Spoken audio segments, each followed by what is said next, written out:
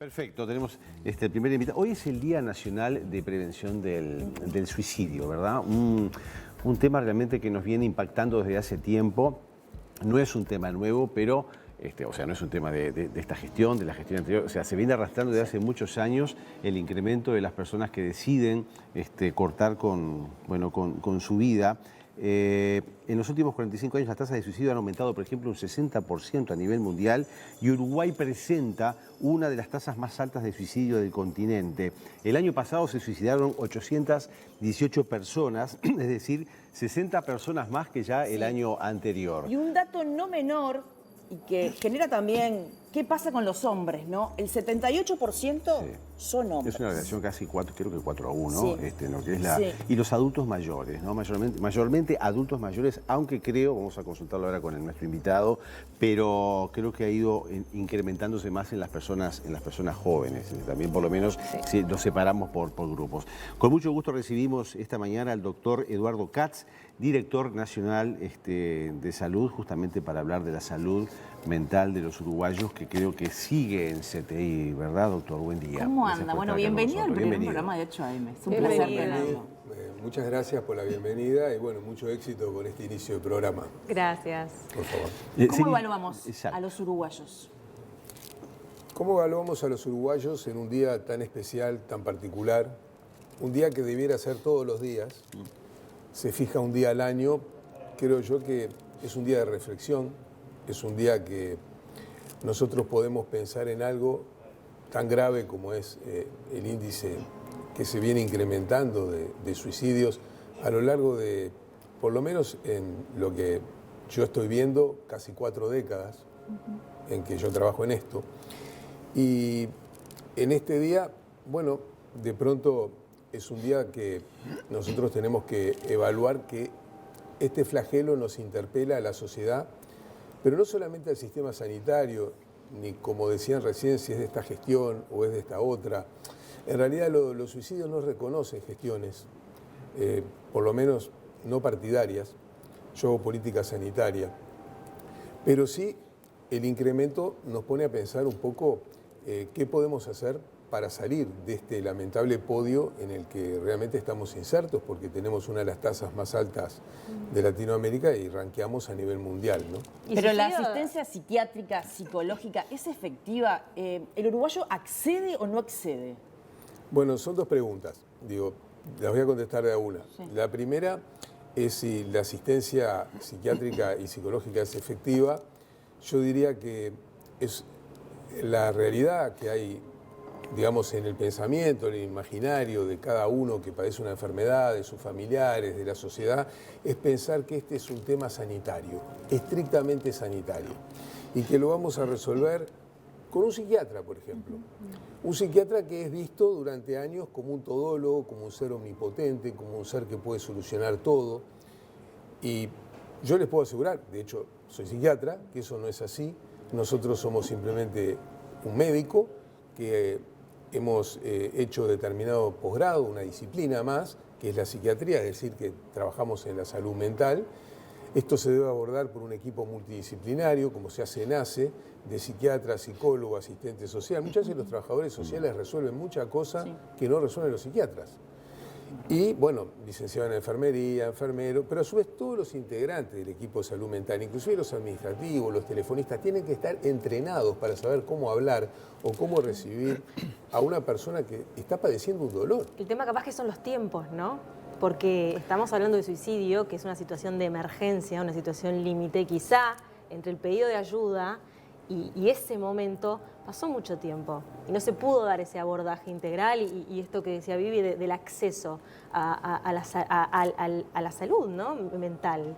Bueno, volvemos al tema de si es un problema sanitario o, como lo veo yo, y se está empezando a ver a nivel de todas partes del mundo, acá en el Uruguay cuesta un poquito porque siempre llegamos un poquito tarde con los cambios. Yo considero que es un problema sociosanitario. Quiere decir que muchas veces una persona no llega a esta situación extrema, más allá de las demandas en espera, que podemos hablar también, no llega a esta situación extrema si la sociedad se compromete.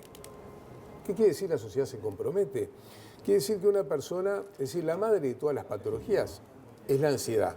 Sí. Pero cuando una persona siente ansiedad de pronto, puede estar amparada o contenida por sus semejantes, es decir, por la sociedad. Pasa que se minimiza hoy un poco la ansiedad, ¿no? Porque como vivimos en un mundo tan atropellado, donde todo el mundo corre de un lado para otro, a veces capaz que no es diagnosticada a tiempo y en el contexto tampoco se le da la importancia que tiene un problema de ansiedad, un trastorno de ansiedad como antecesor muchas veces de un cuadro depresivo. Tendríamos que diferenciar la ansiedad del trastorno por ansiedad, porque la ansiedad es simplemente la ansiedad, la angustia, sentirse mal por una situación o por otra, que de pronto, conversada con alguien que solidariamente puede ser un compañero de trabajo o, lo más importante, la familia, para aquellos que la tienen y demás, puede quedar ahí donde la persona pueda expresar lo que siente. Y una vez que expresa lo que siente, no se internaliza, es decir, va hacia afuera. Pero si se internaliza esa ansiedad, ahí pasa a lo que es el trastorno por ansiedad. Pero el trastorno por ansiedad ya no es la ansiedad, ya es un escalón más alto y se llama comúnmente conocido como crisis de pánico. Puerta de entrada de las depresiones. Doctor, yo quería centrar un poco en este aspecto. Obviamente que cuando hablamos de proyectos en lo que tiene que ver con soluciones a los problemas de salud, siempre hay cosas a corto plazo, mediano y largo plazo, ¿no? Ahora, yo por un lado pondría todo lo que es la necesidad inmediata, de alguna manera, de quienes tienen un problema de salud mental, de facilitarles la accesibilidad, porque a veces se va a pedir un especialista y demoramos 2, 3, 4 meses, ¿no? Dependiendo si es una institución pública, pero capaz que más en la privada. Me consta que a nivel público se trabaja quizás más en equipo multidisciplinario.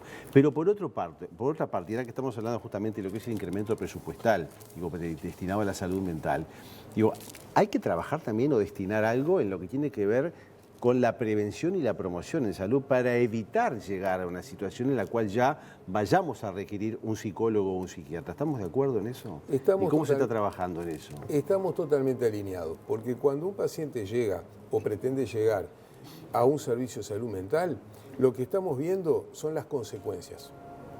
Es decir, estamos trabajando sobre las consecuencias del problema, pero no estamos trabajando sobre las causas, es decir, sobre la prevención. Y yo siempre lo digo, los viejos maestros de la medicina, que hoy no están, pero están en nuestras enseñanzas, en nuestros recuerdos y en los libros, siempre decían, primero prevenir, si no se puede curar y si no se puede consolar. Y digo lo de consolar, que es bien importante, no como algo lírico, sino porque cuando se produce un suicidio, queda toda una familia destruida, viviendo una angustia enorme, y hay que abordar lo que llama la posvención del suicidio, es decir, el abordaje de todos los familiares, de todos los seres queridos, compañeros de trabajo y demás. ¿Qué le pasa a los uruguayos? O sea, ¿cuáles son los factores? Esto es multifactorial, pero ¿qué ocurre con los uruguayos? ¿Por qué terminan en un porcentaje tan alto de depresión y después de suicidio? Perdón, y agrego también el aumento del suicidio adolescente, ¿no? Sobre todo post-pandemia, que ha sido muy grave. ¿Qué pasa en Uruguay? ¿Por qué? Bueno, el qué pasa es multifactorial. Nosotros realmente lo que podemos decir son hipótesis, porque las respuestas concretas por ahora no las tenemos, pero sí tenemos algunas hipótesis. Una de ellas, que es importante mencionarla, que Uruguay desde hace décadas tiene un excelente sistema de registro. Quiere decir que probablemente en la región haya subregistro, que acá no lo hay. Eso hay que destacarlo porque es un grupo de funcionarios que trabajan en el Ministerio de Salud Pública, que no tienen visibilidad y que hacen su trabajo con un nivel de excelencia que realmente se ve en pocas partes del mundo. Quiere decir que las cifras acá son exactas. En otros lados yo no puedo dar cuenta de eso. Eso por un lado, ¿no?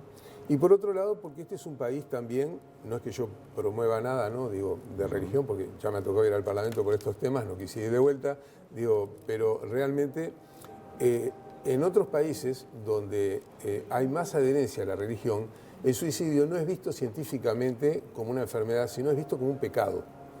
Entonces, realmente ese tipo de adherencia religiosa de alguna forma contiene a que no se produzca el acto y demás.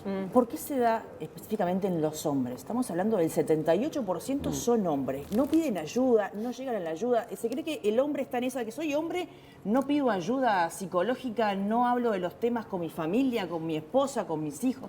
¿Qué sucede en ese ámbito? Muy interesante la pregunta, agradezco, porque esto es bueno destacarlo. Hay dos factores que son fundamentales. El primero es que en esta sociedad machista, de la cual no hemos salido del machismo, Para el hombre, el poder decir estoy triste, estoy mal, ¿Es mal visto? es mal visto, pierde virilidad, pierde la masculinidad que tiene que tener, esa fuerza que tiene que tener el hombre para ser hombre. Por ende, tiene una interdicción social a poder expresar lo que siente.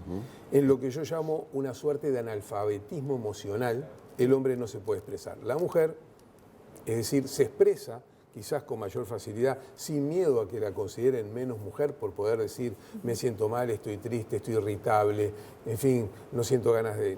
Exteriorizamos mucho más los Exacto. problemas las mujeres que los hombres. Y consultan mucho más. Claro. Y consultan mucho más. Porque aparte hay un estigma sobre todo esto.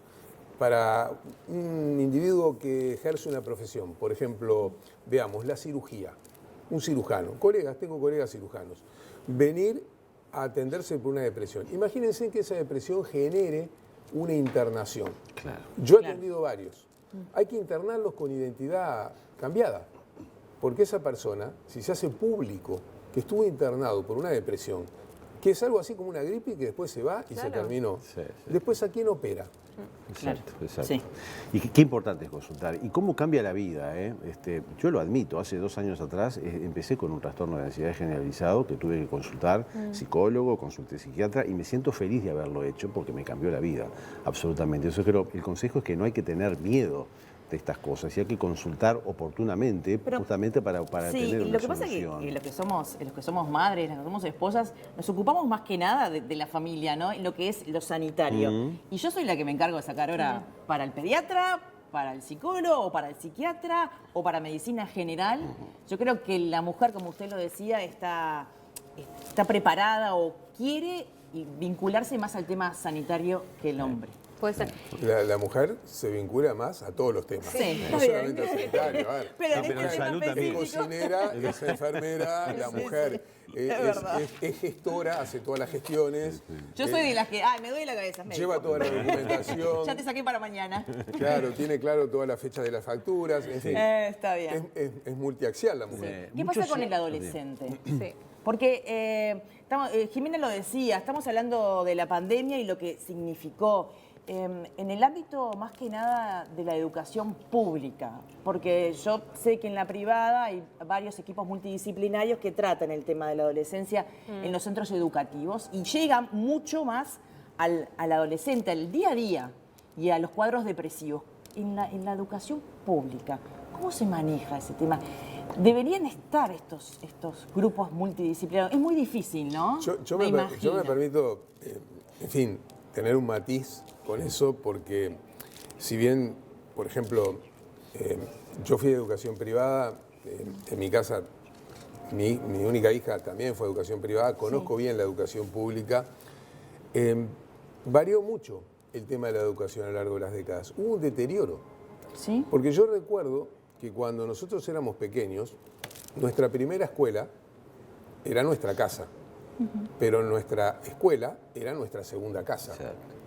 Y cuando uno faltaba al colegio, a la escuela, a lo que fuera, porque tenía gripe o por lo que sea, la maestra llamaba por teléfono a preguntar qué pasó e inclusive nos hacía llegar los deberes. Hoy, a nivel público no existe. Y a nivel privado, si llaman, es porque estás atrasado con la cuota. Sí. En algunos casos. En algunos Depende del casos. centro Yo creo que educativo. no es En la mayoría. tan así. En la Bueno, yo mayoría. por suerte he tenido experiencias familiares que la verdad, del centro educativo he tenido una gran respuesta Sí. por parte de... ¿Y qué pasa con las campañas Si uno la también, va a no? solicitar, es Sí. probable que la tenga. Sí, sí. Pero si uno no la va a solicitar, Sí. que del propio centro surja la inquietud de saber qué pasó, no, es muy difícil. Y eso lo digo, o sea, me hago cargo, Sí, sí, está bien. es una opinión personal, pero aparte es lo que veo día a día. Y nosotros, ¿qué pensamos con todo esto? Que la culpa la tiene la maestra, que la culpa la tiene aquel, que la culpa... No, porque, a ver, yo creo que nosotros no tenemos que buscar culpables, tenemos que buscar soluciones. Exacto. Que es lo más inteligente que podemos hacer para que no se nos vayan más vidas. Y para buscar soluciones, tenemos que tratar de que un problema que es sociosanitario haga, y para eso somos responsables de eso, que toda la sociedad en su conjunto se comprometa. Y realmente, ¿hoy es así? No. Les doy un ejemplo bien claro. Tuve que ir a otro canal informativo porque había fallecido no, se había suicidado un jugador de fútbol muy importante hace no mucho. ¿Y qué hizo la Asociación Uruguaya de Fútbol? Un minuto de silencio.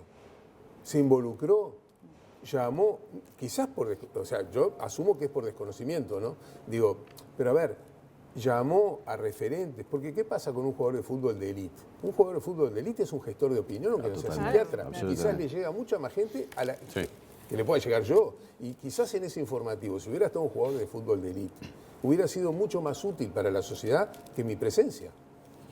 Bueno, Doctor, le el plan, agradecemos, ¿no? Perdón, Sí, perdón. para cerrar, está por comenzar un gran plan, ¿no? Con una inversión del gobierno en tratamiento de salud mental. ¿Se estará abordando de la forma correcta? Está por ingresar, no un gran plan, yo diría el plan más grande con una oportunidad que he visto en 40 años y con una oportunidad histórica de poder abordar estos temas.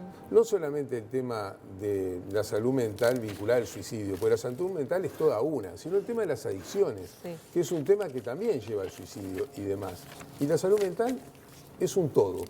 Y aparte, hay que decirlo, no existe salud mental si no hay salud mental, salud física, bienestar social y, por qué no decirlo, económico. Bien, doctor, le agradecemos esta mañana aquí en 8 AM. Les recordamos 0800 0767, línea de apoyo, línea vida. Así que los teléfonos están para que usted también pueda pedir ayuda. Y estar atentos, ¿no?, al contexto, a la sociedad, a la familia, a lo que pasa y diagnosticar Y algo muy importante, que este número telefónico no es solamente para los usuarios de ACE, es para toda la población. Para todos. Le agradecemos. Gracias. Muchas gracias.